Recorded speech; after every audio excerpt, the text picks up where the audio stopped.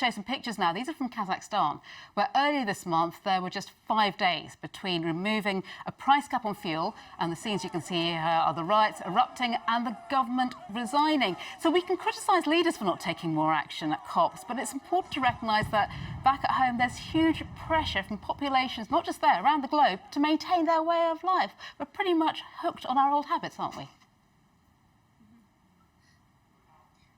What one to use it? Well, I mean, it's a strange question, of course, because the poor governance produces these effects. You know, it's not just a combination of the aggregate of policies, poor policy planning over the last 20 years that has led us here. It's poor governance that produces the reactions by populations. It's all part of the same thing. The climate change is a symptom of global poor governance. And we elect poor leaders. We indulge in superficialities.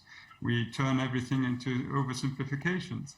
And it's not to say that all of this is beyond our grasp. I think, you know, Yvonne clearly made the case that we can change. And in actual fact, I don't think it's all hands on deck. And yes, you do need the rebellion from below decks to force the captains with their hands on the tiller to begin to think. But it is only a few, I think, that can change much of what is happening.